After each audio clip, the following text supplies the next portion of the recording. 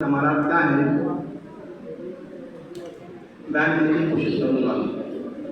میرے کلام میں رعنائی خیال نہ دے، میرے کلام میں رعنائی خیال نہ دے، سنا رہا ہوں آپ کے فضائل و کمالات۔ حضرات، دنیا میں جب کوئی انسان کوئی بڑا کام انجام دے دیتا ہے، نمایاں کام کر دیتا ہے، لوگ اس کو اپنا آئیڈیل بناتے ہیں اور اس پر رشک کرتے ہیں۔ یہ مزاج ہے، جب دنیا میں کوئی آدمی بڑا کام کر دیتا ہے تو اس کو لوگ اپنا آئیڈیل اور اپنا کیا بولتے ہیں کہ اس کو رشک کرتے ہیں، کاش ہم بھی ایسا کام کریں۔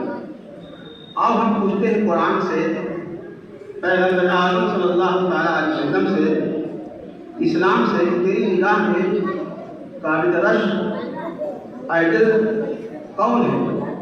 میرے پیارے آقا صلی اللہ تعالی وسلم ارشاد فرماتے ہیں، رجل اتی اللہ القرآن ویقیم له فی آناء الليل والنہار ورجل اتی المال وینفقون من آناء الليل الی آخرہ۔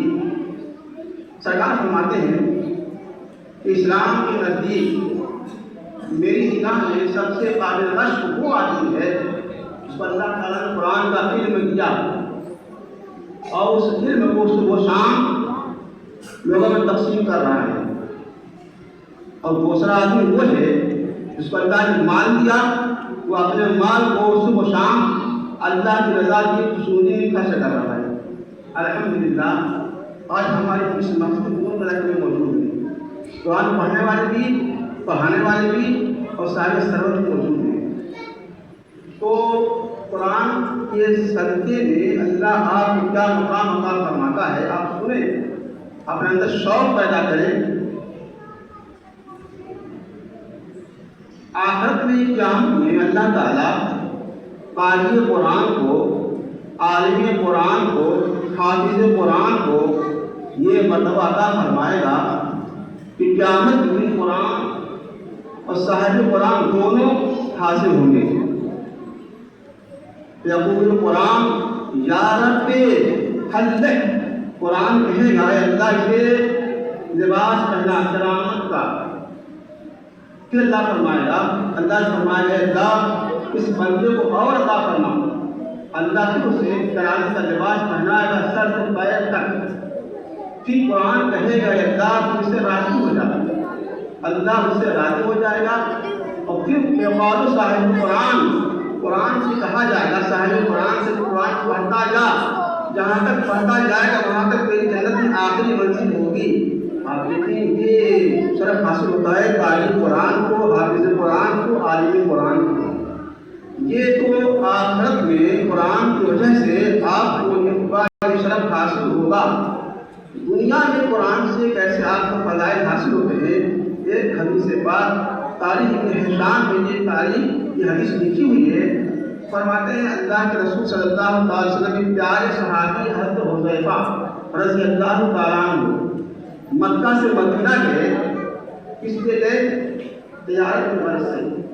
وہاں پر بہت سے لوگ تجارت آئے ہوئے تھے، اپنا مال بیچ رہے تھے۔ ایک تاجر غلام لے کے پہنچا تھا، سارا اس کا غلام بک گیا۔ ایک بچہ غلام اس کا کوئی نہیں بکا، کوئی نہیں لیا۔ بچہ تھا، دھوپ میں اکھڑا ہو کر اس کو بیچ رہا تھا۔ بچہ عرب کی گرمی میں پسینے سے شرابور تھا، پسینے میں ڈوب رہا تھا، بالکل پسینہ پسینہ ہو رہا تھا۔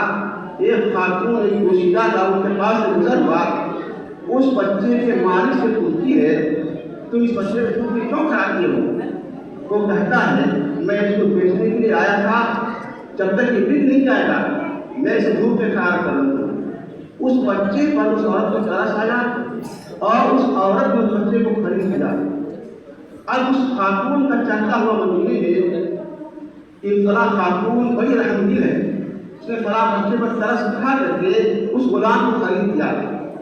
حتیٰ وہ حذیفہ بھی مکہ سے مدینہ گئے تھے، انہوں نے جب سنا اس عورت کی رحم دلی کا چرچا تو انہوں نے کہا کہ اس نے عورت کو نکاح کا پیغام بھیجنا چاہیے۔